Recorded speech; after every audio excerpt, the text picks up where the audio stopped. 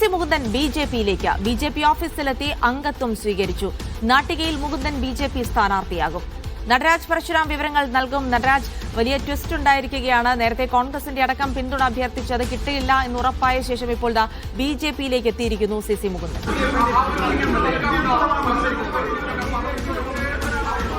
CPI-യോടടഞ്ഞ C മുകുന്ദനെ കൂടെ നിർത്താൻ UDF വിസമ്മതിച്ചതോടുകൂടിയാണ് അദ്ദേഹം BJP-യുടെ പാളയത്തിലെത്തിയിരിക്കുന്നത്. നീക്കങ്ങളൊക്കെ തന്നെ ചടുലമായിരുന്നു. നമ്മൾ രാവിലെ തന്നെ റിപ്പോർട്ട് ചെയ്തതാണ് BJP-യുമായി അദ്ദേഹം ചർച്ച നടത്തുന്ന കാര്യം. നേരത്തെ BJP-യുടെ മുതിർന്ന നേതാക്കളും അജിത് ഉൾപ്പെടെയുള്ള നേതാക്കൾ കഴിഞ്ഞ ദിവസം അദ്ദേഹത്തെ വന്ന് സന്ദർശിച്ച് മടങ്ങിയിരുന്നു.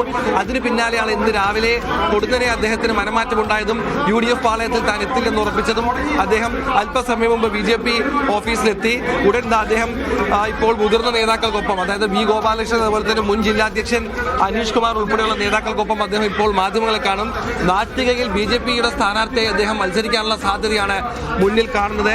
BJP-യുടെ ചിഹ്നത്തിൽ തന്നെ അദ്ദേഹം മത്സരിക്കുമോ അതോ BJP സ്വതന്ത്രനായിട്ടാവും, NDA സ്വതന്ത്രനായിരിക്കും എന്ന കാര്യത്തിൽ അല്പസമയത്തിനകം ഒരു വ്യക്തത വരും. തൃശൂർ നമോ ഭവനിലാണ് ഞാനിപ്പോൾ ഉള്ളത്. BJP-യുടെ ഓഫീസാണുള്ളത്.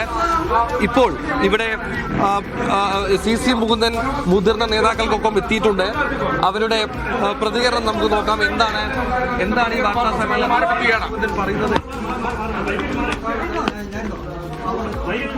CPI-യിൽ ഉണ്ടായിരുന്ന ഒരു പ്രമുഖ നേതാവ്, സിറ്റിംഗ് MLA ആണ്. അവർ BJP NDA പാളയത്തിൽ എത്തിച്ചിരിക്കുന്നത്. നാട്ടികയിൽ 33,000-ലധികം വോട്ട് BJPക്ക് ഉണ്ടെന്നും പാർട്ടി കണക്കാക്കുന്നുണ്ട്. ഇപ്പോൾ വാർത്താ സമ്മേളനം തുടങ്ങിയിരിക്കുകയാണ്. അവരുടെ വാക്കുകളിലേക്ക്.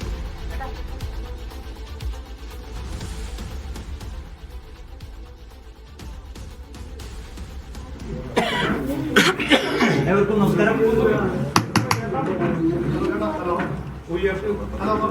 BJP തൃശൂർ ജില്ലയെ സംബന്ധിച്ചിടത്തോളം അപ്പോൾ നാട്ടികയിൽ വലിയ ട്വിസ്റ്റ് ഉണ്ടായിരിക്കുകയാണ്. CPI വിട്ട സി മുകുന്ദൻ UDF-ന്റെ പിന്തുണ അഭ്യർത്ഥിച്ച് നിരന്തരം UDF നേതാക്കളുമായി കൂടിക്കാഴ്ച നടത്തിയിരുന്നു. എന്നാൽ പിന്തുണ നൽകില്ല എന്ന് UDF നേതൃത്വം അറിയിച്ചതോടെ സി മുകുന്ദൻ BJP പാളയത്തിലേക്ക് എത്തിയിരിക്കുന്നു. BJP അംഗത്വം എടുത്തിരിക്കുന്നു. BJP-ക്കായി മത്സരിക്കുമെന്നുള്ള കാര്യം കൂടി ഉറപ്പായിരിക്കുന്നു. അങ്ങനെയാണെങ്കിൽ BJP ചിഹ്നത്തിൽ മത്സരിക്കുമോ, BJP സ്വതന്ത്രമായി മത്സരിക്കുമോ തുടങ്ങിയ കാര്യങ്ങളിലാണ് ഇനി അറിയേണ്ടത്. കാര്യങ്ങളൊക്കെ വിശദീകരിക്കാനായിരിക്കാം BJP നേതൃത്വത്തിനൊപ്പം തന്നെ അദ്ദേഹം മാധ്യമങ്ങളെ കാണുന്നുണ്ട്.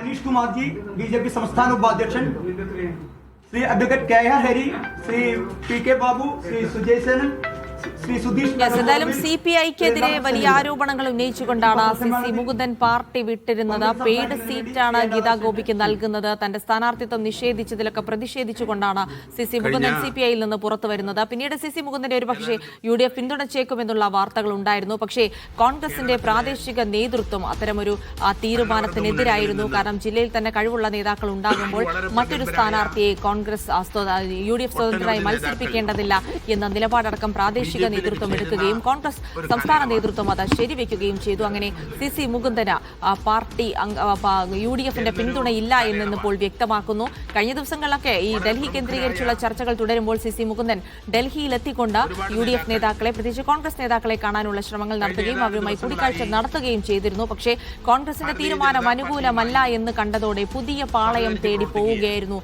സി മുകുന്ദൻ. BJP ഓഫീസിലെത്തി അംഗത്വമെടുത്തു. BJP-ക്കായി മത്സരിക്കും. ഇനി അറിയേണ്ടത് BJP സ്ഥാനാർത്ഥിയാകുമോ, BJP സ്വതന്ത്രനാകുമോ എന്നുള്ള കാര്യം മാത്രമാണ്. എന്തായാലും ആ തീരുമാനങ്ങളിലടക്കം ഉടനെ ഒരു വിവരങ്ങൾ ലഭിക്കുമെന്നുള്ളത് തന്നെയാണ്. എന്തായാലും അതുമായി ബന്ധപ്പെട്ടുള്ള ഒരു വാർത്താ സമ്മേളനം BJP നേതാക്കളോടൊപ്പം മാധ്യമങ്ങളെ കാണുകയാണ് സി മുകുന്ദൻ.